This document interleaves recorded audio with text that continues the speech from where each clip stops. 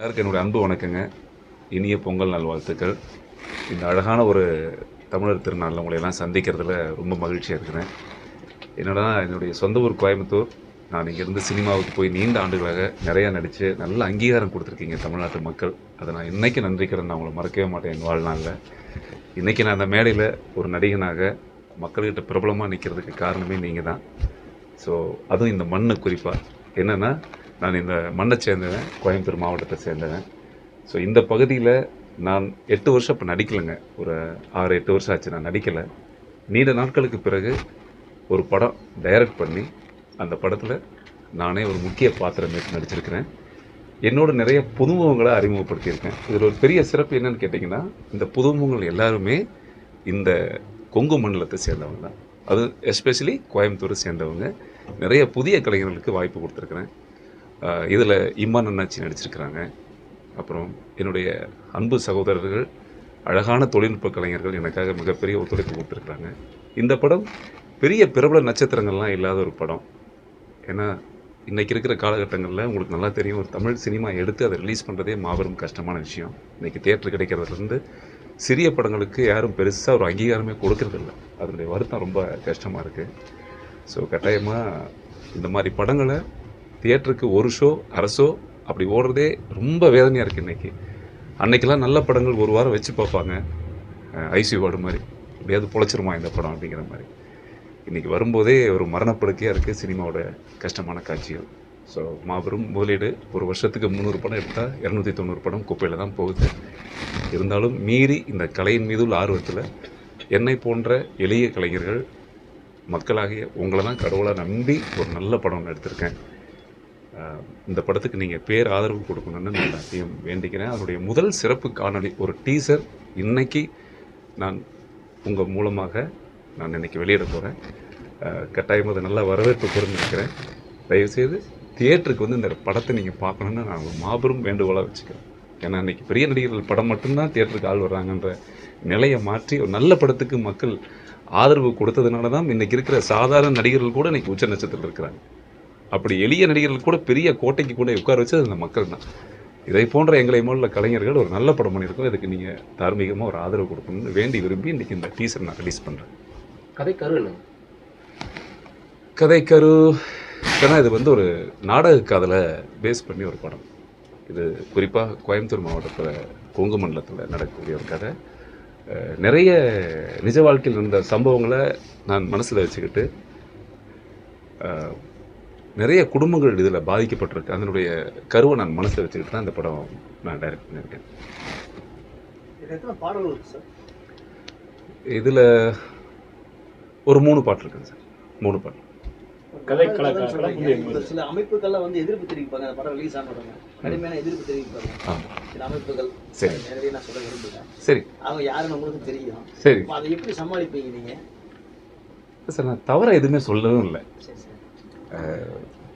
குற்றம் உள்ள நெஞ்சில் இல்லை, எனக்கு புரியுது. குற்றமுள்ள நெஞ்சு குரு எப்படின்னா உங்களுக்கு புரியுது, குற்றமுள்ள நெஞ்சு குரு இருக்கு, அந்த மாதிரி தான். அவங்களாக தன்னை அடையாளப்படுத்திக்குவாங்க. இது ஒருவேளை நம்மளை சொல்லியிருப்பாங்களா அப்படின்னு அது கரெக்டாக கூட இருக்கலாம். நீங்கள் அது நினைக்கலாம்னா பிரச்சனை இல்லை, நினச்சிங்கன்னா சூப்பர். அப்படி புரிஞ்சிருச்சுன்னா ரொம்ப சார். அந்த எதிர்ப்பு உங்களுக்கு விளம்பரமாகும்னு நினைக்கிறேன். நான் அப்படி நினச்சி இந்த கதையை எடுக்கலைங்க. இந்த கதை நான் 20 வருஷமாக வச்சுருக்கேங்க. ஆக்சுவலாக 20 வருஷமாக இந்த கதையை தேக்கி வச்சுருந்தேன். இது நான் ஒரு நாள் கதையாக எடுக்கவே இல்லை. மேபி இந்த சூழ்நிலை கொஞ்சம் தள்ளி தாமதமாக போயிடுச்சு. பட் இன்றைக்கி அது கட்டாயமாக உங்களுக்கு பிடிக்கும். இந்த படம் பாருங்கள், செமையாக இருக்கும். இந்த நாடக காதல்னு சொல்றது, அது நாடக காதல்னா என்ன? ஏன்னா அரசியல்வாதிகள் சிலர் வந்து அதை நாடக காதல்னு சொல்றாங்க, நீங்க வந்து நாடக காதல்ன்றது அதுக்கான அர்த்தம் என்ன?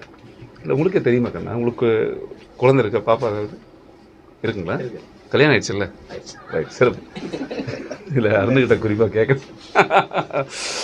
சாரி, பர்சனலாக நினச்சிக்காதீங்க, சும்மா சொல்லுங்கள். என்னென்னா இன்றைக்கி கண்ணா உங்களுக்கு நல்லா தெரியும், நம்ம ஊரில் அது மகனாக இருக்கட்டும் மகளாக இருக்கட்டும், ஒரு பெத்த அம்மா அப்பாவுடைய வாழ்க்கையே தன் பிள்ளைகளுக்கு பிறகு ஒரு வம்சம், ஒரு வாழ்க்கை, ஒரு கலாச்சாரம்னு ஒன்று இருக்குது. சரியா? எல்லாத்தினுடைய பெற்றவங்களுடைய கனவுகளே நாளைய தலைமுறைக்கான தேடுதல் தான் அவங்களுடைய வாழ்க்கை. அதுவும் குறிப்பாக சொல்லப்போனால் நம்ம வீட்டில் பெண் பிள்ளைங்களை நம்ம சாமியாக நினைக்கிற காலமெல்லாம் உண்டு இல்லையா? அதான உண்மை. ஸோ அப்படிப்பட்ட ஒரு முக்கியத்துவம் வாய்ந்த ஒரு பெண் பிள்ளையை நீங்கள் கேட்ட அந்த நாடக காதலுக்கு அர்த்தம் என்னென்னா, ஒரு காதலுக்கு எந்த பெற்றோரும் எதிரியே கிடையாதுங்க. காதலுக்கு எந்த பெற்றோரும் எதிரியே கிடையாது. தன் வாழ்க்கையில் தன் மகளோ மகனோ சரியான வாழ்க்கையை சரியான துணையை தேர்ந்தெடுத்தா எந்த அப்பா அம்மாவாக இருந்தாலும் ஒத்துக்குவாங்க. ஆனால் அவங்களுக்கு ஒரு அக்கறையின் கோபம் தான், தன் பிள்ளை எங்கேயாவது சீரழிஞ்சிடக்கூடாது, கெட்டு போயிடக்கூடாது அப்படின்னு. ஸோ பணத்துக்காகவும் வேறு வேறு விதத்துக்காகவும் ஒரு பெண்ணை அடைய நினச்சி வலுக்கட்டாயமாக டார்கெட்டு, அது உங்களுக்கு புரியும் நினைக்கிறேன் சரியா, அந்த டார்கெட்டில் பண்ணக்கூடியது தான் அந்த நாடக காதல். ஸோ அதை தான் நான் இந்த கதையில் சொல்லியிருக்கிறேன். அது மிக ஆழமாக சொல்லியிருக்கேன். செகண்ட் ட்ரெய்லர்ல சரி. மூசிகா அப்படின்னு ஒரு கட்சி பேரை ஒருத்தர் குறிப்பிடுறாரு. அதே நபர் வந்து மாட்டுக்கறி அப்படின்ற வார்த்தையும் குறிப்பிடுறாரு. இது வந்து உணவு அடிப்படையிலான இந்த உணவு தின்பது தொடர்பான அடிப்படை படமா, இல்லைன்னா பன்றிகளையும் ட்ரெய்லர்ல காட்டப்பட்டிருக்கு. இல்ல அதே போல அந்த மாட்டுக்கறின்றது குறிப்பிட்ட மக்கள் தான் சாப்பிடுவாங்கன்னு எல்லாருக்குமே தெரியும். அப்படி மத ரீதியான படமா, இல்ல தாழ்த்தப்பட்ட உயர்த்தப்பட்ட மக்களுக்கான படமா, சம்பந்தப்பட்ட படமா? இப்போ மாட்டுக்கறி சாப்பிட்றவங்களுக்குலாம் அது கோபமாக இருக்குன்னு நினைக்கிறீங்களா, இல்லை பாராட்டுவாங்களா? இல்லை, உங்களுடைய உணர்வு நான் புரிஞ்சுக்கிறது. சார், அவங்க இதுக்கு எதிர்ப்பு தெரிவிக்கலாம் இல்லைங்களா? இப்போ மாட்டுக்கறி சாப்பிட்றவங்க ஒரு குறிப்பிட்ட இருக்கவங்க அவங்க இதுக்கு எதிர்ப்பு தெரிவிக்கலாம் இல்லைங்களா? என்னென்ன இது எங்களை குறிப்பிட்டு இந்த மாதிரி பண்றாங்க இல்ல, அதுல வார்த்தைகள்லாம் வந்து பார்க்கும்போது வேற ஒரு ஒரு ஒரு ராங் தாட் வர்ற மாதிரி இருக்கு அந்த இதுல. புரியல நீங்கள் அதுதான் மேபி இந்த மாட்டுக்கறி சாப்பிட்றவங்களுக்கு இது ஒரு கோபமாக வந்தால் அதை நான் பாராட்டு. இல்லை சார், ஏன்னா மாட்டுக்கறி சாப்பிட்றவங்கலாம் நான் வில்லனாக சித்தரிக்கணுங்கிறது நான் சொல்கிறது. இப்போ நான் மாட்டுக்கறி சாப்பிடாதேன் சரிங்களா சார், நான் ஒரு விவசாயி. நான் வந்து இன்றைக்கி கூட காலையில் மாட்டுக்கு சாமி கும்பிட்டுட்டு தான் மாட்டு பொங்கல் அன்றைக்கி இந்த டீச்சரை வெளியிடணும்னு வந்தேன். ஸோ நான் அதை கும்பிட்டுட்டு தான் வரேன். என்னுடைய விஷயம், நான் வந்து மாடை தெய்வமாக வணங்குறாங்க. இந்த மாட்டை சாப்பிட்றதுக்குன்னு ஒரு குரூப் இருக்குது. இப்போ ஃபார் எக்ஸாம்பிள் எடுத்துக்கிட்டிங்கன்னா, சினிமாவில் நீண்ட நாட்களாக ஒரு காட்சியை காட்டுவோம். ட்ரிங்க் பண்ணால் ஆல்கால் பண்ணால் ஒரு வில்லன் வரும்போதே தம் அடிச்சுட்டு வரணும், ஒரு வில்லன் வரும்போதே சரக்கு அடித்தா தான் ஒரு பெரிய வில்லன்ற ஒரு இது வந்து சினிமாவில் எக்ஸாகரேஷன், ஒரு விஷயத்த கற்பனையில் பெருசாக காட்டுறது. நான் இந்த விஷயத்தில் இதில் சினிமா வரக்கூடிய போலி வில்லன்களையோ சினிமாவில் வரக்கூடிய ஒரு ஒரு மாயையான நடிகர்களையோ அதில் காட்டல. நான் ஒரு வாழ்க்கை நடந்தக்கூடிய நிறைய கலெக்ஷனுடைய தொகுப்பு நான் இந்த படமாக பண்ணியிருக்கிறேன். இதில் நிறைய நிஜ சம்பவங்கள் இருக்குது. ஸோ அதனால் இது நான் வந்து முழு காரணத்தையும் இந்த மாட்டுக்கறிக்கான விஷயத்தை சொல்லும் போதும் முழு காரணம் கதையும் நீங்கள் படமாக பார்த்தீங்கன்னா ரொம்ப சூப்பராக இருக்குன்னு நான் மனசில் சொல்கிறேன். ஏன்னா முழு திரைக்கதையும் நான் சொல்கிறதுக்கு மனசு தயங்குது. அவ்வளோ இன்னைக்கு மாட்டு பொங்கல் சார், தெய்வம் வழிபடக்கூடியது மாடுகள்ல சொல்லப்படுது, பாரம்பரியமான வளர்ப்பு வேறு அது. ஆமாம், இன்னைக்கு நீங்கள் ட்ரெய்லர் வெளியிட்டிருக்கீங்க, அந்த வார்த்தையை வந்து குறிப்பிட்டிருக்கீங்க அந்த மாட்டுக்கு. ஐயோ இல்லைங்க, சரி சரி, பெண்களை வேற வந்து சம்மந்தப்படுத்தப்பட்டிருக்கு அந்த சொல்லுங்கள். பெண்கள் என்ன அந்த மாட்டுக்கறி சாப்பிட்டா ஒரு தடவை தான் அடுத்து ஒரு கதை தெரியும்னு சொல்லி வந்துட்டு கொச்சையான வார்த்தையாக. சரி, இதை விட கேவலமாகலாம் சொல்லியிருக்கேன். நான் சொல்கிறது உங்களுக்கு புரியுதில்ல. நான் யாரையும் குறிப்பிட்டு பேர் சொல்ல விரும்பலை. நிறைய சமூக படங்கள்ன்ற பேரில் நிறைய அவலங்களை நீங்கள் பத்திரிக்கையாளர்கள் நீங்களும் பார்த்துருப்பீங்க. பச்சை பச்சையான வார்த்தைகள், கொடுமையான ஒரு சமுதாய பிரிவுள்ள படங்கள்லாம் நிறையா வந்திருக்கு. பட் நான் இதை சமுதாயத்தை பிரிக்கிறதுக்காக எந்த வார்த்தைகளையும் பயன்படுத்தலை.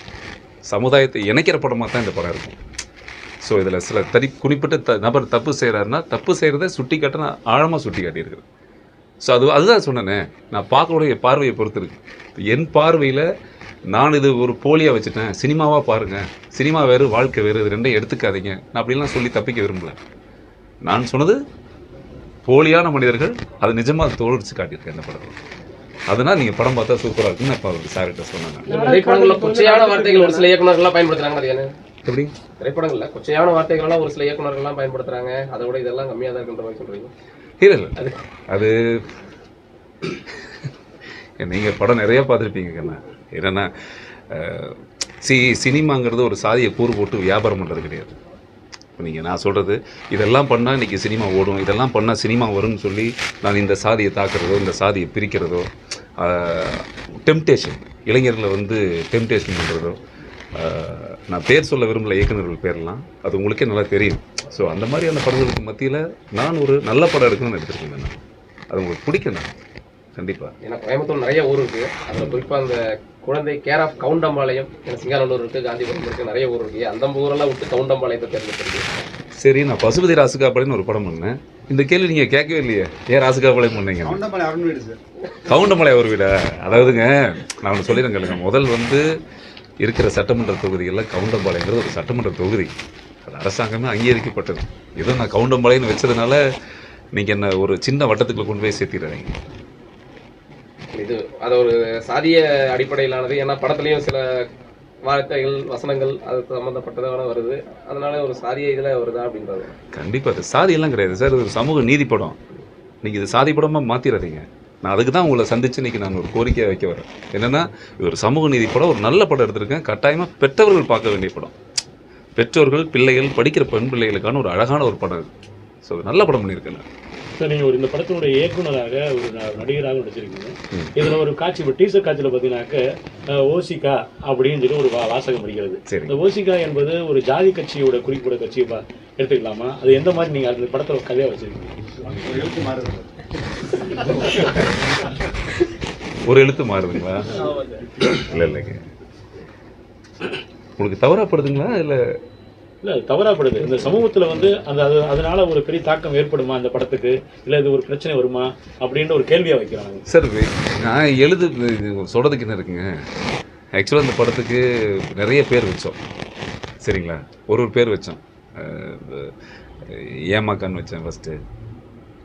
இப்படி வச்சா அது ஒரு கட்சி இருக்குது, இப்படி எல்லா கட்சி இருக்குது. அதுக்கு ஒரு நிறம் வச்சா எல்லாருக்கும் கிட்டத்தட்ட ரெஜிஸ்டர் பண்ணாத கட்சி இல்லை, ரெஜிஸ்டர் பண்ணாத கலர் கொடியும் இல்லை. ஊர் முழுக்க பல கட்சி பல கொடி இருக்குது.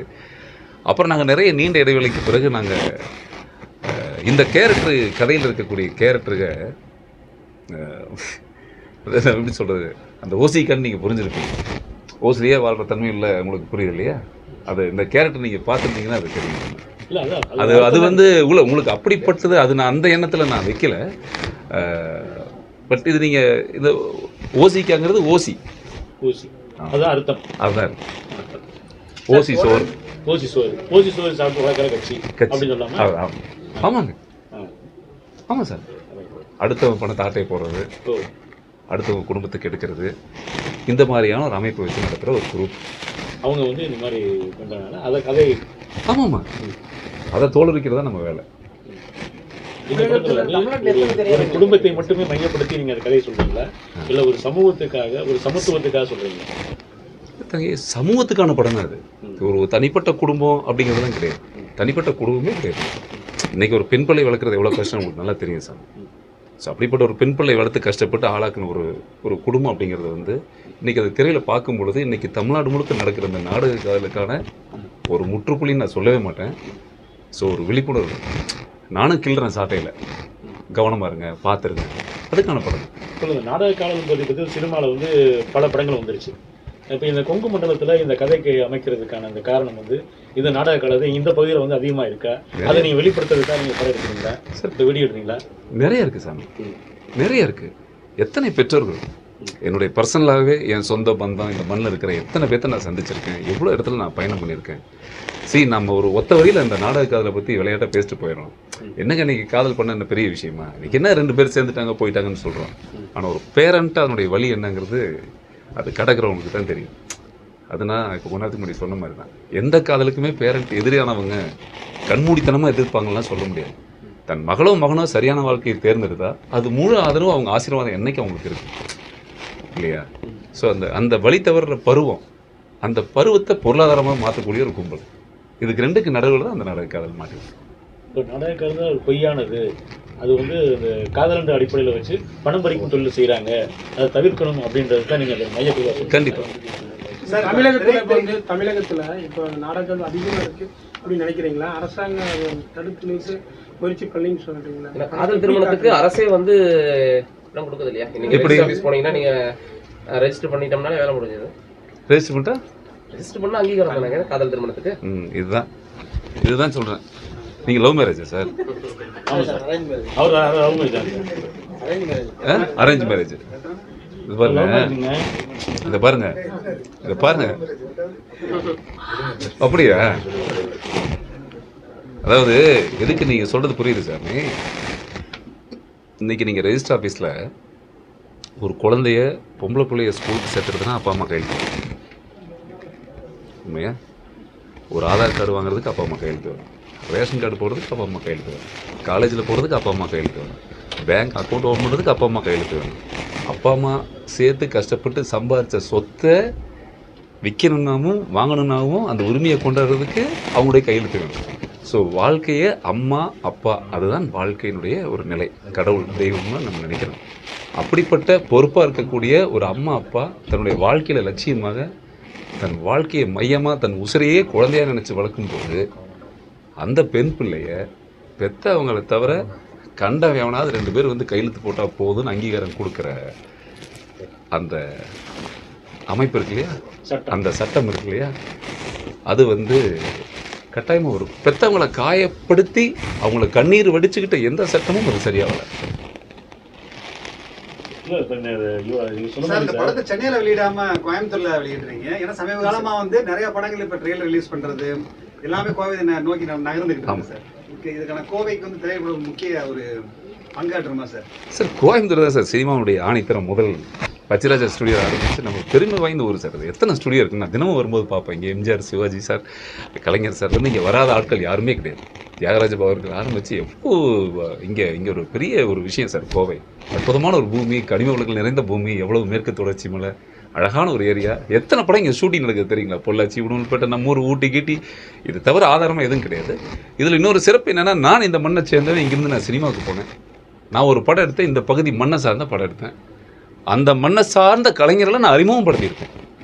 ஸோ அதனால் என்னுடைய இந்த படத்தினுடைய முதல் வெளியீடு இந்த கவுண்டம்பாளையம், கோயம்புத்தூர் மாவட்டத்தில், அது நம்ம பிறந்த மண்ணிலிருந்து துவங்கணும்னு நான் இன்றைக்கி உங்களை சந்திச்சிருக்கேன். திரையரங்கில் கரெக்டாக கிடைக்குமா சார்? இந்த மாதிரி எப்படி பார்க்குறீங்க? கரெக்டாக நீங்கள் நினச்ச மாதிரி நடக்குமா? இல்லை சார், நான் திரையரங்கு இல்லை கண்டிப்பாக சார். இன்றைக்கி இருக்கிற சூழலில் திரையரங்குகளில் தேட்டர் கிடைக்கிறது ரொம்ப கஷ்டம். இன்றைக்கி அது நல்லா தெரிஞ்ச விஷயந்தான். ஒரு 5-6 நடிகர்களுக்கு தியேட்டர் நல்ல, ஏன்னா வணிகம் தானே சார். எங்கே ஓடுமோ அதை தானே கடை திறந்து வச்சுருப்பாங்க. ஓடாத கடைக்கு யாரும் வரமாட்டாங்க. ஆனால் ஒரு விஷயம் என்னென்னா, இந்த ஓடாத கடைன்னு சொல்கிற இந்த நடிகர்கள் கூட ஒரு காலத்தில் ஓடாத கடையாக தான் இருந்தாங்க.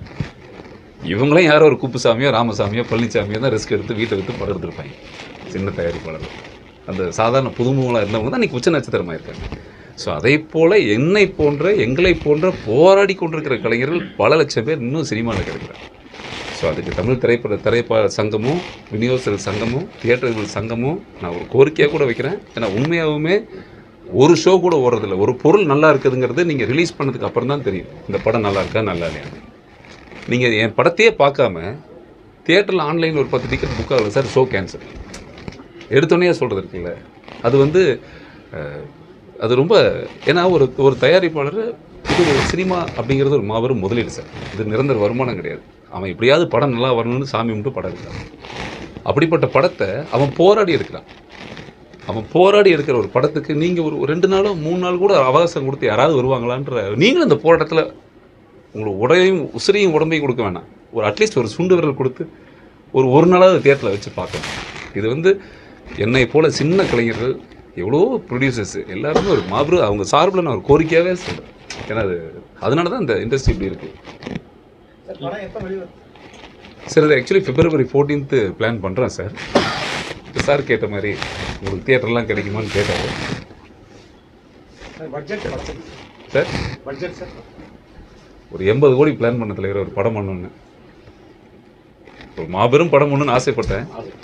ஆமாம், ஒரு வரலாற்று படம் ஒன்று பண்ணணுன்னு ஆசைப்பட்டேன். அது என்னுடைய கனவாகவே இருக்குது. இந்த படத்தில் பட்ஜெட்டே எங்களுடைய உழைப்பு தான். என்னுடைய உழைப்பு தான். என்னை போல எனக்கு பின்னாடி என்னோடு பயணித்த அத்தனை கலைஞருடைய மாபெரும் உழைப்பு இந்த படத்தில் அறிகிறது. எங்களுடைய உழைப்பே இந்த படத்துடைய மூலதனம். இந்த படத்துக்கு 7 ஆண்டுகளுக்கு பிறகு படத்துக்கு எதிர்ப்பு வந்தால் எப்படி நீங்க சமாளிப்பீங்க? ஒரு அரசே அந்த படத்தை வந்து தடை விதிக்கணும்னு நினைச்சேன்.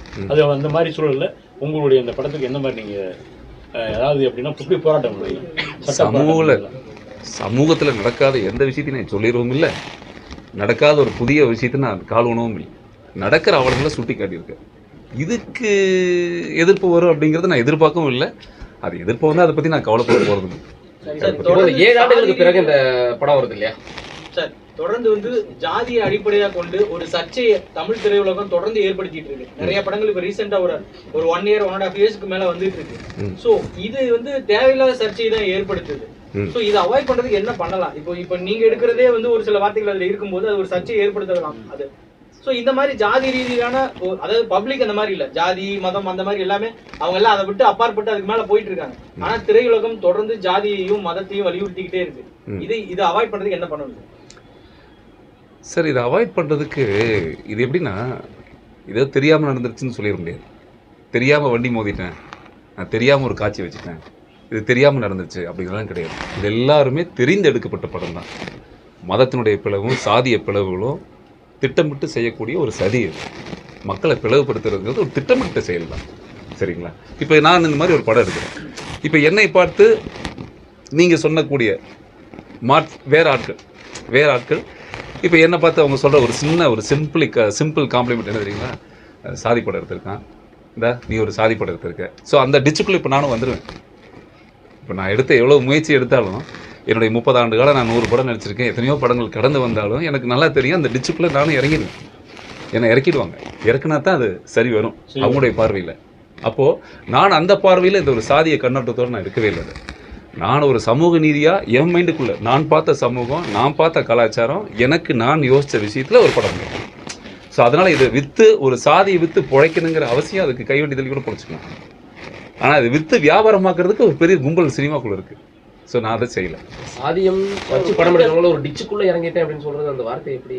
ஆமாம், நீங்கள் அது இப்போ சாதிங்கிறது நீங்கள் சகதி தானே சாமி. சந்தனத்தில் ஒன்று இறங்கலையே.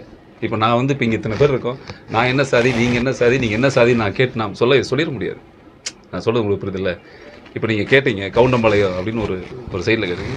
சின்ன கவுண்டர் தமிழ்நாடு முழுக்க பார்க்கலையா? இப்போ கவுண்டம்பாளையத்துக்காக சொல்லிட்டு இருக்கேன் நான் உங்களுக்கு. இது மாதிரி ஒரு படங்கள் எல்லா ஊர்லேயும் பார்க்கலையா? அப்படியெல்லாம் ஒன்றுமே கிடையாது. சரி, நம்ம மனசு ஒரு சமூக நீதி. நான் ஒரு படம் எடுத்திருக்கேன்னா ஒரு சாரருக்கு ஒரு 10 பேர் இருந்தால் 2 பேர்த்துக்காக ஒரு படம் எடுக்க முடியாதுல்ல. எல்லாத்துக்கும் சேர்ந்து ஒரு படம் எடுத்திருக்கேன், அவ்வளோதான். இல்லை அன்னைக்கு வந்து அந்த சின்ன கவுண்டர் வரும்போதெல்லாம் இது மாதிரி ஒரு விமர்சனங்களோ சர்ச்சையோ இல்லை சார். அன்றைக்கி நிறைய யூடியூப், இன்னைக்கு செல்ஃபோன் வந்துருச்சு சாமி. இன்னைக்கு நிறைய யூடியூப்ஸ் கிடையாது, எந்த விஷயம் கிடையாது. இன்னைக்கு நீங்கள் திறந்தாவே பிரிவினை தானே, திறந்தாவே சண்டை தானே. காலையில் ப்ரூஸ்லி படம் மாற்ற மாதிரி உங்களை எங்கேஜாக வச்சுக்கிட்டு காலையிலேருந்து உங்கள் மனநிலையே மாற்றுதில்ல இல்லையா? ஸோ அதனால் வந்து அன்னைக்கு இருக்கிற காலகட்டங்களுடைய நிலை வேறு, இன்றைக்கி இருக்கிற காலகட்டங்களுடைய நிலை வேறு. ஸோ இன்றைக்கி இப்போ நான் இந்த ட்ரெய்லர் காட்டும்போது உங்கள் மனசுக்குள்ள 1000 கேள்வி வந்ததில்லை. சரியா? ஸோ அடுத்து சில குறிப்பிட்ட இளைஞர் இயக்குநர்கள் வந்து குறிப்பிட்ட சாதிக்கு ஆதரவாக படம் எடுத்துட்டு இருக்காங்க. அது வந்து அதை வணிகமாக்குறாங்க, அந்த சாதியை வந்து வணிகமாக்குறாங்க. அதை எப்படி பார்க்குறீங்க? இல்லை சாமி, இப்போ எல்லா சாதிகளும் நிறைய இயக்குநர்கள், நீங்கள் சொன்னது கரெக்டு தான், இந்த இளைஞருடைய பாதையை திசை திருப்புறாங்க. அடுத்து வரக்கூடிய சந்ததியுடைய மனசை மாற்றுறாங்க. ஸோ அது நீங்கள் புரிஞ்சிக்க வேண்டிய விஷயம். ஆணுக்குமே கல்யாணம் பண்ணி, அது உங்களுக்கு புரியுது இல்லையா? நிறைய விஷயங்கள் நம்ம அசிங்கமாக இருக்குது. இதை கூட நம்ம வாயால் யார்கிட்டையும் நான் பதிவு பண்ணக்கூடாதுன்னு நினைக்கிறேன். இதை கூட நம்ம தெரிஞ்சவங்க இந்த கருத்தை கூட பார்த்துடக்கூடாது அப்படின்னு மனசுக்குள்ள நினைக்கிறேன். ஏன்னா அவங்களுடைய முற்றிலும் அவங்க சிந்தனை மாறுபட்டது. நான் வடக்கால போகிறேன்னா அவங்க வேறு திசையில் போயிட்டுருக்காங்க. ஸோ அது உலகம் போகிற போக்கில் நம்ம இயங்குறோம், அவங்க வேறு இயக்கத்தில் இயங்குறாங்க. அது பணம் பண்ணுறதுக்கான ஒரு யுக்தி தான் சார். நீங்கள் பணம் பண்ணணும், அப்புறம் ஒன்றா இருந்துட்டால் இந்த சாதி சண்டை போட முடியாதுல்ல.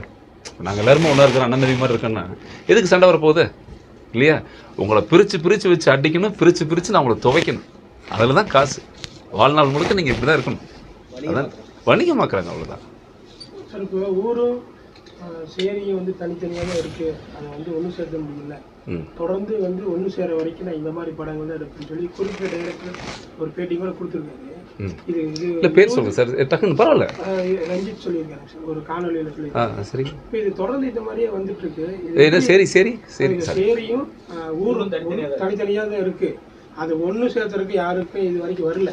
அது ஒன்று சேர்த்துற வரைக்கும் இந்த மாதிரி படங்கள் தான் வரும் அப்படிங்கிற மாதிரி தான் சொல்கிறாங்க. அதை எப்படி பார்க்குறீங்க சார்? சரி, யார் பண்ணியிருக்கா சார்? சார் என்கிட்ட தப்பாக நினச்சிக்காதீங்க சார். பொருளாதாரம் தான் சார் வாழ்க்கையை தீர்மானிக்குது. பொருளாதாரம் தான் தீர்மானிக்குது. நான் எத்தனையோ கலைஞர்கள் சினிமாவிலையும் பார்த்துருக்கேன், பொது வாழ்க்கையிலையும் பார்த்துருக்கேன், எங்கள் ஊர்லேயும் பார்த்துருக்கேன். நல்லா வசதியாக வாழ்ந்தவங்களும் பார்த்தேன். எனக்கு வழி இல்லை, வீட்டை வந்துட்டு நடுத்தருக்கு வந்துட்டேன். திருப்பூரில் எவ்வளோ பேர் பின்னடைகள் நடக்குது, கடனில் தாங்க முடியாமல் நல்ல வாழ்க்கையில் வாழ்ந்த பாதி பேர் ஒரு உடமையெல்லாம் இழந்து நடுத்தருவுக்கு வந்தவங்க இருக்காங்க. சென்னையில் மழை வெள்ளத்தில் பாதிக்கப்பட்டு இப்போ தூத்துக்குடி திருநெல்வேலியில் பாருங்கள் எவ்வளோ நான் ஹெல்ப் பண்ணேன் என் ஃப்ரெண்ட்ஸுங்களுக்கு. அது சொல்லக்கூடாது, சொல்கிறேன்.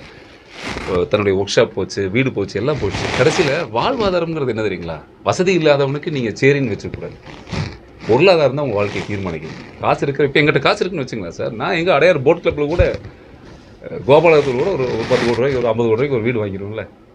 நான் இப்போ சேரியில் தான் இருக்குது அப்படிங்கிற மாதிரி சொல்கிறாரு அவர். அதுதான் இப்போ அதை தான் சொல்லிட்டு இருக்கேன். நீங்கள் திரும்ப அதை சொல்ல நான் அந்த படத்தில் சொன்ன கருத்து அதில் ஒன்று இருக்குது. இந்த சாதி, இந்த சேரி, இது எல்லாம் வந்து ஒரு ஆறிப்போன தழும்பு மாதிரி. அதை திரும்ப நீங்கள் வெட்டிக்கிட்டே இருந்தீங்கன்னா அது ஆறாது. அது ஆறக்கூடாதுங்கிறது தானே எல்லாத்துடைய நோக்கம். ஆறணுங்கிறது நம்ம நோக்கம், அவ்வளோ. சார் ஃபர்ஸ்ட் பாமக கட்சியில் இருந்தீங்க, அடுத்து அங்கேருந்து 2019 அமமுக கட்சியில் இருந்தீங்க. இப்போ அவங்க கட்சி பணின்றது உங்களுக்கு எப்படி இருக்கு? அரசியல் வாழ்க்கை கற்றுக்கிட்டு தான் சார். நிறைய பேர் என்ன திட்டுவாங்க, நிறைய பேர் ஏதோ சொல்லுவாங்க, ஒரு பேர் வைப்பாங்க, நிறைய பேர் ஒரு பேர் வைப்பாங்க, ஏதாவது ஒன்று பண்ணுவாங்க. நான் அதை பற்றியெல்லாம் எதுவும் கவலைப்படலை சார். கட்சியில் உங்கள் பங்கு பணி இல்லை இருந்து சார். இப்போ கூட நான் எந்த அரசியல் கட்சியில் இல்லை. ஆனால் அரசியல் என்பது ஒரு தனிப்பட்ட மாணவனுக்கும் ஒரு அரசியல் என்பது தனிப்பட்ட ஒருத்தருக்கும் மிக தேவையான ஒன்று. அது மறுத்துடவே கூடாது. நான் அரசியலுக்கு போகிறேன், அரசியலுக்கு வரல, ஒரு வெளியே வந்துட்டாங்கிறதுலாம் இல்லை. அரசியல் இல்லாத இன்றைக்கி வாழ்க்கையே கிடையாது. யாரோ ஒருத்தரை சார்ந்து தான் இருப்பாங்க இல்லையா? ஏன்னா வருமான வரி கட்டுறோம், நமக்கான அப்பா அம்மாவை தேர்ந்தெடுக்கிற மாதிரி, நம்ம அப்பா அம்மா நம்ம வீட்டை பார்த்துக்கிற மாதிரி நாட்டை பார்த்துக்கிறதுக்கு நல்ல ஒரு ஆட்கள் வரணுங்கிறது தான் எல்லாத்தோட நிலையும். அது நடக்காது, இருந்தாலும் அதுக்கான போராட்டம் தான். 7 ஆண்டுகளுக்கு பிறகு இந்த படம் மீண்டும் ஒரு அரசியல் என்றியா? ஏன்னா எதுவுமே இல்லை அப்படின்றீங்க, அரசியல் கருத்துக்கள் நிறைய கொஞ்சம் உள்ள வருது, அதனால உள்ள ஏதாவது என்ன சாமி சொல்ல முடியாது. நம்ம மனசு சமூக பணி செய்கிறதுங்கிறது எப்பவுமே விருப்பம் தானே சார். நான் அது பிஸ்னஸ் பண்ண அரசியலுக்கு வரக்கூடாது. இன்றைக்கெல்லாம் அரசியலுங்கிறது ஒரு வியாபாரமாக ஆயிடுச்சு. நம்ம உங்களுக்கெல்லாம் தெரிஞ்சது அந்த காலம் மாதிரிலாம் கிடையாது. இந்த மனுஷன் இப்படி இருந்தார், இன்றைக்கி பார்த்தியாரா இத்தனை லட்சம் கோடி வச்சுருக்கிறாரு, பெரிய இந்த இடமெல்லாம் அவரு தான், இந்த ஊர் 10 காலேஜ் வச்சுருக்கிறாரு. அதுதான் அடையாளமாக இருக்குது. தான் சொத்தையெல்லாம் கொடுத்துட்டு போகிறப்ப இருந்த மனுஷன் தனக்கு இருக்கிற லிவரை கழட்டி கொடுத்தாரு பார்த்தியா, 2 கிட்னியில் ஒரு கிட்னி கொடுத்தாரு பார்த்தியான்னு ஒரு தலைவராக நம்ம காமிச்சிட முடியுமா? உண்மையா இல்லையா சாமி? உசுரை கொடுத்த மண்ணில் பிறந்திருக்கிறோம். ஒரு தீரன் சின்னமலை ஆகட்டும், இந்த மாதிரி நாட்டுக்காக இந்த நாட்டுக்காக வேலுநாச்சியால் ஆரம்பித்து இந்த சுதந்திரத்துக்காக பல தலைவர்கள் நம்ம ஊரில் விலையை நிறுத்து போராடி இந்த பூமிக்குள்ளே குருதியாக விதைஞ்சிருக்கிறாங்க. அப்படிப்பட்ட பூமியில் தான் இன்றைக்கி அரசியல் நடக்குது. ஒரு கோட்டருக்கும் கோழி பிரியாணிக்கு தான் இன்றைக்கி மக்கள் வேலை போகிறாங்க. அது எவ்வளோ பெரிய சங்கடமான விஷயம். ஸோ இந்த அரசியல் திருத்தப்படணும்ல, இல்லை மாறணும்ல சார். சார் இந்த படத்தோட பட்ஜெட்னு கேட்டப்ப நீங்கள் சொன்னீங்க நண்பர்கள்லாம் ஒத்துழைப்போட உழைப்போட படம் சொன்னீங்க. அப்போ ஒட்டுமொத்தமாக பலரும் சேர்ந்து தான் ஒரு பங்களிப்போடு எடுக்கப்பட்ட தயாரிப்பு இல்லை சார். அதாவது நீங்கள் சொல்கிறதுனா இந்த படத்தோட பட்ஜெட் அப்படிங்கிறது என்ன தெரியுமா சார்? பெரிய நடிகர்கள் கிடையாது, அதுக்கு சொல்லுவாங்க. ஆனால் பணம் இல்லாமல் எதுவும் செஞ்சிட முடியாது. பணம் வேணும் இல்லை, எந்த தொழில் செய்கிறதுக்கு ஒரு பணம் வேணும். பணம் இல்லாமல் எதுவும் செஞ்சிட முடியாது. முதலீடு இருக்குது, ஆனால் அந்த முதலீடு ஒரு வியாபார பொருளாக இவர் நினச்சிருக்கிறாரு, அவர் டைரக்ட் பண்ணியிருக்கிறாரு, இவர் தாய்லாந்தில் சாங் எடுத்தோம், அமெரிக்காவில் கப்பல் ஓட்டணுங்கிற கருந்தையெல்லாம் இல்லை. இது மண் சார்ந்து, நம்ம உறவு சார்ந்து, நம்ம கலாச்சாரத்தோட நம்ம ஊரில் எடுக்கப்பட்ட ஒரு படம்.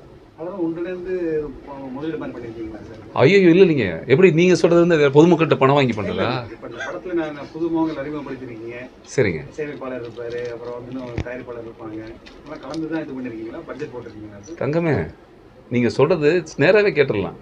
எல்லாரும் திடீர் பணம் வாங்கிட்டு பண்ணேன்னு சொல்கிறீங்களா? நீங்கள் உங்கள் நண்பர்கள் உங்கள் டீம் எல்லாத்துக்கும் பணம் இருக்குது சாமி, எல்லாத்துக்கும் பணம் இருக்குது. நான் சொல்கிறது உங்களுக்கு புரியுதா? எல்லாத்துக்கும் ஒரு பணம் இருக்குது. பணம் இல்லாமல் எந்த மனிதனுடைய உழைப்பையும் யாரும் வாங்கிடவே முடியாது. நான் ரிஸ்க் எடுக்கலாம் சார். ஏன்னா இந்த கரு வெளியே வரணும், இந்த கதை வெளியே வரணும்னு நினைக்கலாம். நான் உங்களை கூப்பிட முடியாதுல்ல இல்லையா? அறிமுகமாயிட்டோங்க சார் அடுத்த படத்துக்கு. அடுத்த விட ஐயோ ஒரு குறிப்பிட்ட சமுதாயத்துக்கு பொண்ணு கிடைக்க மாட்டேங்குது அப்படின்னு சொல்லி ஒரு கிராமப்புற ஒரு நலன நிகழ்ச்சியில கூட சத்தியம் வாங்கி பண்றாங்க. ஸோ இப்போ இந்த படத்துக்கும் அதுக்கு ஏதாவது ஒரு தழுவல் இருக்கு? இல்லை சார், இல்லை சார், இந்த மாதிரி இது நான் தான் சொன்னேன். 20 வருஷமாச்சு இந்த கதையை. நான் 20 இயர்ஸாக அந்த கதையை வச்சுருக்கேன் நான். அதனால் இந்த குறிப்பிட்ட ஒரு திட்டமிடுதல் இந்த மாதிரி விஷயங்கள் அந்த மாதிரி இது சம்மந்தம் இல்லை. இது முழுக்க ஒரு நாடக காதல், சமுதாயத்தை பிரிக்கிற ஒரு கும்பலினுடைய ஒரு கதை, ஒரு அழகான ஒரு படம். அது எப்படி பார்க்குறீங்க? சத்தியம் ஒரு கலை நிகழ்ச்சியில் போய் யாரையும் பார்க்கக்கூடாது, இந்த மாதிரி தான் இருக்கணும் அப்படின்னு சொல்லி சொல்கிறாங்க சார். நான் என்ன சொல்கிறேன்னா, இப்போ நான் ஒருத்தர், நீங்கள் ஒருத்தர், அவர் ஒருத்தர், இவர் ஒருத்தர், எல்லோரும் நம்ம ஒரு குடும்பம். உங்களுக்கு ஒரு குடும்பம் இருக்குது. இப்போ அந்த குடும்பத்தில் அவங்கவுங்க ஒரு சமூகமாக இருப்பாங்க. இப்போ நான் ஒரு சமூகம் சாமி. நான் எந்த சமூகத்தையும் தாழ்ந்தோ உயர்ந்தோ பேசுவதற்கு எனக்கு எந்த உரிமையும் கிடையாது. ஆனால் நான் என் சமூகத்தை நான் மதித்து தான் ஆகணும். அது என்னுடைய சமூகம். அந்த சமூகம் என்பது அவன் தாய் மாதிரி, அவன் பெற்ற ஒரு தாய் மாதிரி. அவங்களுடைய உறவுகளுக்குள்ளே தன் பிள்ளைகள் இப்படித்தான் நடக்கணும்னு அவங்க சத்தியம் வாங்குறதும், தன் பிள்ளைகள் இப்படி தான் போகணுன்றத உறுதிமொழி எடுக்கிறதும் அது அவங்களுடைய உரிமை. அதை நீங்கள் தவறாலாம் சொல்லிட முடியாதுல்ல. அது எப்படி தவறாக சொல்ல முடியும்? இளைஞர்களை சரியான நல்வழிப்படுத்துதலுக்கு 4 பெரியவங்க இருக்க தான் செய்வாங்க. அது ஒன்றும் இல்லை. இந்த கவனத்தை ஏன்டா குடிக்கிறீங்க எவனாவது கேட்டானா? ஏன்டா பொடிக்கரில் சீர் வைக்கிறீங்க கேட்டானா? ஆனால் இது ஒரு பெரிய வைரல் கான்செப்ட் ஆச்சு பாருங்க. நம்ம தீய பழக்க வழக்கங்கள் எவ்வளோ இருக்குது சமூகத்தில். ஊருக்கு சீட் அடி இருக்கிறாங்க இல்லையா? ஒத்துக்கிறீங்களா இல்லையா? பர்மிஷன் இல்லாமல் எவ்வளோ கொலை நடக்குது. அதனால் இதோடைய கான்செப்டே வேறு, இந்த விஷயம் வேறு. நான் அந்த நினச்சி பண்ணல சார். அதுக்கு எந்த தொடர்பு. இந்த படத்தை தொடர்ந்து ஒட்டுமொத்த சமூக நீதி பேசும் கட்சிகளுக்கு எதிராக மாறி இருக்கீங்கன்னு நினைக்கிறேன்.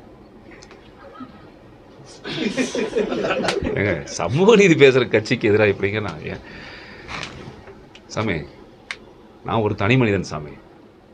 எனக்கு ஒரு தொண்டர்கள் கிடையாது, தலைவன் கிடையாது, எதுவும் கிடையாது. நான் ஒரு தனி மனிதன். என்னுடைய குரலை உங்கள் சார்பில் சரி, மக்களுடைய சார்பிலையும் சரி, என்னுடைய குரலை நான் பதிய வைக்கிறதுல என்னை யாரும் மறுக்க முடியாது. எனக்குன்னு இருக்கிற ஒரு கருத்து சுதந்திரம் இருக்குது. அந்த கருத்து சுதந்திரம் ஒரு சமூகத்தை பாதிச்சாவோ, அந்த கருத்து சுதந்திரம் இன்னொரு தனிப்பட்ட மனிதனை பாதிச்சாவோ நீங்கள் இந்த மாதிரி சம்பவங்கள் கேட்கலாம். ஸோ அந்த கருத்து சுதந்திரம் நான் சொல்கிற மாதிரி தான். நான் ஓட்டுற வண்டியில் நீயும் உட்காந்துட்டு இருக்கிற பார்த்துக்க, நீயும் நல்லா இருக்குன்னு தான் நான் பேசுகிறேன். கரெக்டாக? அதான் சார். ரஞ்சித்துக்கு எதிராக கோயிலிருந்து ஒரு ரஞ்சித் கிளம்பியிருக்காரு போட்டுக்கலாம். அருமையாக இருக்க பேர். ஆடாடா சார், எப்படி இது நான் யோசிக்கவே இல்லை. எப்படியெல்லாம் ஒரு பேர் வரும்னு எனக்கு. ஏதாச்சும் அடையாளப்படுத்திக்க தனியாக உங்களை அடையாளப்படுத்திக்க ஏதாச்சும் வச்சுருக்கீங்களா? கோவை ரஞ்சித்னு ஏதாச்சும் அண்ணா ஏதாவது ஒரு பேர் சொல்லுங்கண்ணா. இல்லை பரவாயில்ல, நீங்கள் சொல்லிட்டீங்க. இப்போ கொஞ்சம் குழப்பம் தான் அது. என் பேரை மாற்றிருங்க. இல்லை என் பேரை மாற்றிருங்க. ஐயோ ஆமாண்ணா, என் பேரை மாற்றிருங்கண்ணா. நீங்கள் பத்திரிக்கையாளர்கள்லாம் சேர்ந்து ரஞ்சித்துக்கு ஒரு பேர் வைத்தாருன்னு சொல்லுங்கண்ணா. இல்லை சீரியஸாகவே இல்லை, உண்மையாமல் உங்களுக்கு ஒரு கேள்வி தோணுது பார்த்தீங்களா? என்ன வேணுன்ட்டு நீங்கள் கேட்கல, உங்கள் சிந்தனைக்குள்ள ஓடுது இல்லை. எந்த ரஞ்சித்துன்னு தெரியலையா?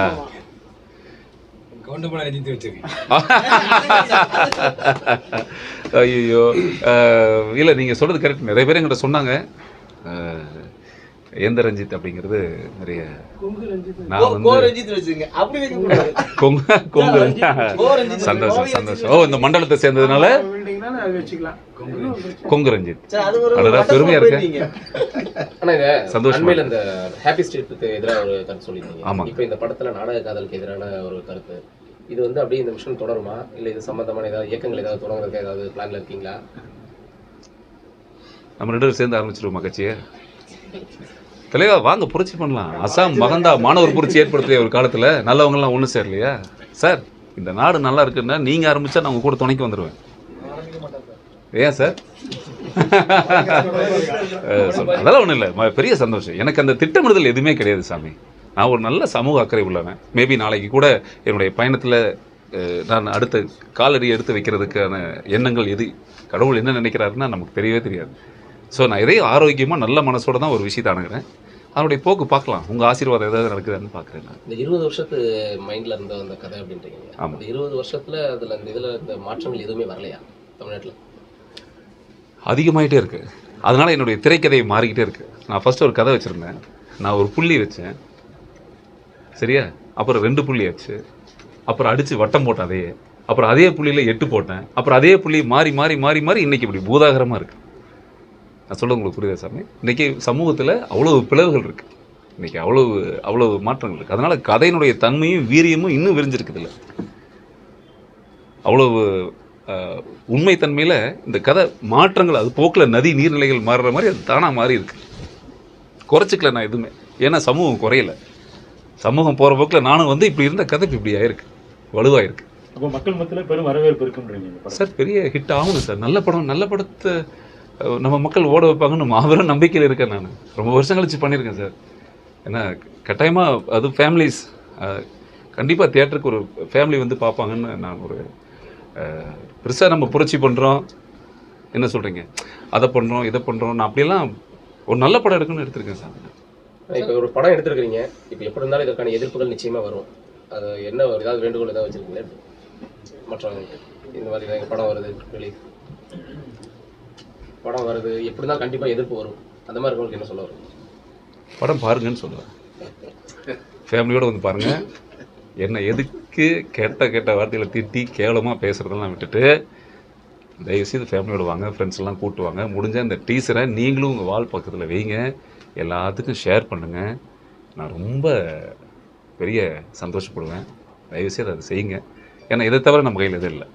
மற்றபடி இந்த எதிர்ப்புகள் அப்படிங்கிறதுக்கு ஒன்றுமே கிடையாது. அதெல்லாம் நான் என்றைக்கும் பயந்ததும் கிடையாது. நான் அந்த அப்படிப்பட்ட ஆளும் கிடையாது. அதனால சார் செமையாக இருக்குது தானே படம், செமையாக இருக்கும். படம் சூப்பராக இருக்கும். நீங்கள் ஒரு கேள்வி கேட்டீங்க, அந்த கேள்வி மைண்டில் ஓடுது, அதை நான் சொல்லிடுவேன் பதில். ஏன்னா ஃபஸ்ட்டு வந்தோன்னு ஒரு கேள்வி கேட்டார், இவர். அதுக்குள்ள தலைவர் கை தூக்குறதுனால அங்கே வந்துட்டேன். திருப்பி அந்த கேள்வி வர கேட்டுருவேன், சொல்லிடுறேன் சார். இப்போ ஏதாவது சொல்ல வந்தீங்க? இல்லை ஃபஸ்ட்டு இவர் உள்ள என்ட்ரி உட்காரும் பொழுது இவர் கேட்டார், ரெஜிஸ்டர் ஆஃபீஸ் முடிச்சுன்னா அப்போ நீங்கள் புரட்சி காதலுக்கு எதிரானவரான்னு நீங்கள் கேட்டார். கேட்டிங்களா இல்லையா? ஏன்னா அது ரொம்ப முக்கியமான பாயிண்ட்டு. ஒருத்தருடைய மைண்டுக்குள்ளே ஒன்று இருக்கும். இப்போ நான் வந்து சொல்கிறேன், என்ன கேள்வி கேட்டிங்கன்னா சொல்லுங்கள். அதாவது அந்த ரெஜிஸ்டர் ஆஃபீஸில் போய் எல்லாம் ரெஜிஸ்டர் பண்ணால் கவர்மெண்ட்டே ஏற்றுக்குது, நீங்கள் வந்து இதை வந்து வேண்டாம் அப்படின்றீங்களே, இது எப்படி அதுக்கான எதிராளியா அப்படின்னு கேட்குறாங்க. அவர் கேட்குறாரு, நீங்கள் கேட்டது என்ன புரட்சி பண்ணீங்களான்னு என்ன கேட்டார். இப்போ உள்ள என்ட்ரி ஆகும்போது அப்போ அவருக்குரிய மனதில் நான் புரட்சி பண்ணுற மாதிரி தெரியுது. இது புரட்சின்னு நினைக்கிறீங்களா? ஏன் உங்களை புரட்சி செய்கிற மாதிரி இருந்தால் போய் தமிழ்நாட்டில் ஐ திங்க் 7-8 லட்சம் கோடி கடனாக இருக்குன்னு நினைக்கிறேன். அந்த பல லட்சம் கோடி கடன் தீர்த்துக்கலாம். ஒரு புரட்சி பண்ணுற மாதிரி இருந்தால் ஒரு விவசாய புரட்சி பண்ணுங்கள்.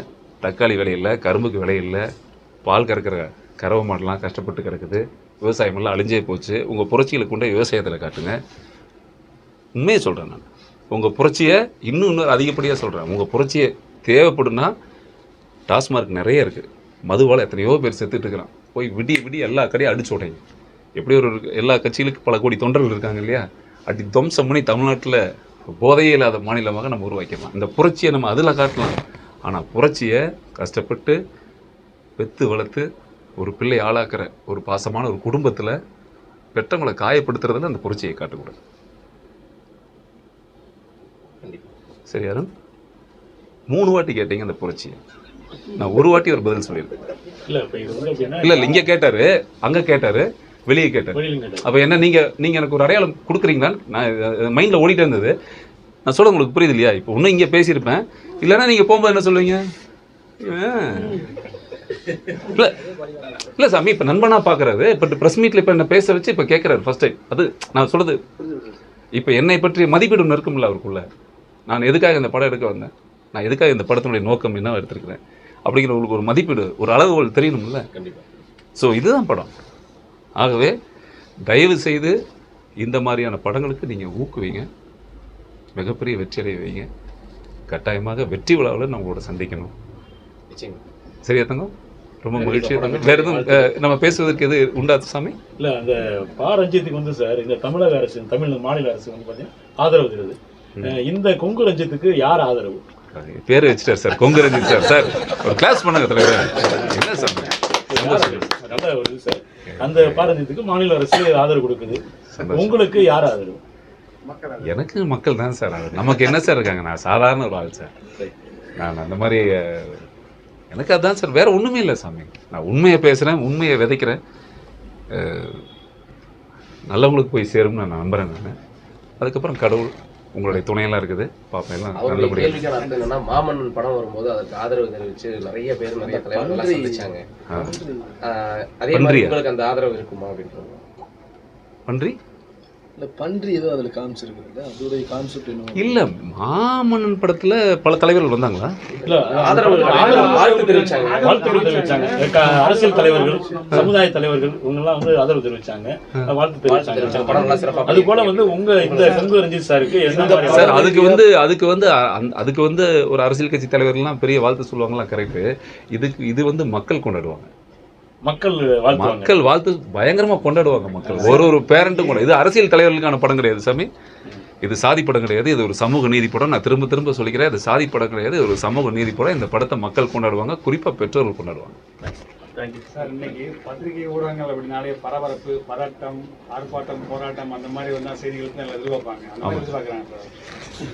இந்த முடியும் போது சரி, லவ் யூ தங்கம். நிறைய குறைகள் ஏதாவது இருந்தாலும் மன்னிச்சுங்க, எல்லாம் உங்களுக்கு தெரியும் சரியா? அதனால love you so much Thangam. Thank you. ஆனால் நல்ல ஒரு பேர் வச்சுங்க சாமி. என் கூட இருக்கிற யாருக்காவது யோசனை வந்ததாப்பா? இல்லை, இவ்வளவு நாள் என் கூட இருக்கிறீங்களே, ஏங்க நீங்க சீரியஸாவே? ஐயோ, அப்ப என்னுடைய பேர் இதுல இருந்து என்ன சொல்லிடுவா? கோவில் பத்திரிகையாளர் பேர் வைத்தார், அது சொல்லுங்க சார். Sir super. கோவையில் பத்திரிகைகள்லாம் சேர்ந்து எனக்கு ஒரு பேர் வச்சிருக்கிறீங்க, கொங்கு ரஞ்சித். உண்மையாகவுமே சந்தோஷமா இருக்கு, நல்லா இருக்கு. நன்றி. Thank you sir. Thank you sir. Love you சாமி. எல்லாத்துக்கும் ரொம்ப சார். ஆக்சுவலி பார்த்தீங்களா, இப்போ ப்ரெஸ் மீட் நம்ம முடிச்சிட்டோம். கரெக்டாக எல்லாம் முடிச்சிட்டோம்ல, அவ்வளோதானே சாமி? முடிச்சிட்டோமா? இப்போ ஆக்சுவலி ஏதாவது வார்த்தைகள் வந்தாலும் வரும்னு நினைக்கிறேன், ஆனால் வந்துடும் திடீர்னு. இப்போ ப்ரெஸ் மீட் முடிச்சிட்டோம். உண்மையை நீங்கள் கேட்டீங்க கோயம்புத்தூர்ல ஏன் வச்சோம் அப்படின்லாம் யோசிச்சோம் நம்ம. பட் எனக்கு நீங்கள் சொன்னால் நம்ப மாட்டேங்க சார், இங்கே ஸ்டுடியோ கட்டணும்னு ரொம்ப நாளாக ஆசை சார். ஆமாம், எனக்கு அந்த திரையுலகத்தில் முதல் ஏன்னா எனக்கு இங்கே ஒரு ஸ்டுடியோ கட்டணும்னு ஆசை. கோயம்புத்தூர் ஒரு நிறைய இடங்கள் இருக்குது, ஒரு ப்ராப்பராக அதை பண்ணணும். தரிசு நிலங்கள் நிறையா இருக்குது, நிறையா விவசாய பூமியில் தரிசு நிலங்கள். இங்கே இருக்கக்கூடிய அழகான எவ்வளோ விஷயங்கள் இருக்குது. இதையே ஒரு ஸ்டுடியோ இங்கே பண்ணக்கூடாது, நல்ல இடமா இருக்குது அப்படிலாம் நிறைய மண்டைக்குள்ள யோசிச்சு. அப்போ நான் இந்த படம் எடுக்கும்போது நம்ம ஊரை சுற்றி இங்கேயே இப்போ அடுத்த இன்னொரு கதை இருக்குது, அது இதை சுற்றி. ஆக்சுவலி நீங்கள் கேட்டீங்க பெரிய பட்ஜெட்லன்னு. என்னுடைய கனவே தீரன் சினிமாவில் ரெஜிஸ்டர் பண்ணி நான் 20 வருஷமாக அது நிறைய படம் நான் 8 வருஷம் நடிக்காமல் இருந்ததுக்கு காரணம் இன்றைக்கி சொல்கிறேன். 8 வருஷமாக அந்த கதை பண்ணி நான் சினிமாவிலேயே இல்லை. 8 வருஷம் ஒரு கதை பின்னாடியே பண்ணணுன்ட்டு அந்த குறிப்பெடுக்கிறது அப்படியே பின்னாடி அந்த 8 வருஷம் இதில் தொலைஞ்சு போயிடுச்சு. அப்புறம் அதுக்கான நிதி, அதுக்கான தயாரிப்பாளர்கள், இதையெல்லாம் சேர்க்கறது எனக்கு ரொம்ப கஷ்டமாயிடுச்சு. நான் உங்களுக்கு புரியலையா? இதை வணிக நிதி. இப்போ நான் தீரன் சினிமாவை பற்றி ஒரு படம் எடுக்கணும்னு ஆசை. யார் எடுத்தாலும் மாபு வரவேற்பேன். ஏன்னு கேளுங்களேன், ஒரு வரலாற்று சுதந்திர போராட்ட ஒரு அற்புதமான ஒரு மனிதனை யாராவது படம் எடுத்தாங்க அப்படின்னா அதை நான் மனசார பாராட்டுறேன். இப்போ எடுக்கலாம், நிறைய நடிகர்கள் பணம் பொருளாதாரம்லாம் வச்சுருக்கிறாங்க. யார் எடுத்தாலும் வரவேற்கிறேன். நானும் ஒரு முயற்சி பண்ணதுக்கு எடுக்கலான்னு. அது ஏதோ ஒரு சூழலில் அது சரியா அப்படியே போயிடுச்சு. அதில் எனக்கு 8 வருஷம் போயிடுச்சு சாமி. இதுதான் உண்மை. ஏன்னா இந்த ஷூட்டிங் ஆரம்பிச்சிருவோம், 3 மாதத்தில் ஆரம்பிச்சிடலாம், 6 மாதத்தில் ஆரம்பிச்சிடலான்னு எனக்கு அப்படியே தாமதிச்சுட்டு போயிடுச்சு அது. ஸோ அதுதான் இந்த கேப்பு கூட. ஏன்னா அதை நம்ம அதனால் கொங்கு ரஞ்சித் பேர் மாறின உடனே உங்களுக்கான வாய்ப்பு கிடைக்கும் சார். உங்க ஆசீர்வாத சாமி. ஆசீர்வாத சாமி நடந்ததுன்னா ரொம்ப சூப்பராக இருக்கும் சாமி. பார்க்கலாம் சாமி. சரி சாமி. Love you Thangam. Thank you so much கண்ணு. அதனால் மேக்ஸிமம் என்னுடைய எல்லா ப்ரெஸ் மீட்டுகளும், என்னுடைய எல்லா சினிமா சம்மந்தமான எந்த விஷயமா இருந்தாலும் நான் இன்னைக்கு சொல்கிறேன் பாருங்க, அது பொய் சொல்லலை. ஏன் சென்னையில் கொடுத்துருக்கலாமே ரஞ்சித்துங்கிறது தான் கிடையாது. நம்ம ஊர் அது. எனக்கு நான் எப்பவுமே இதை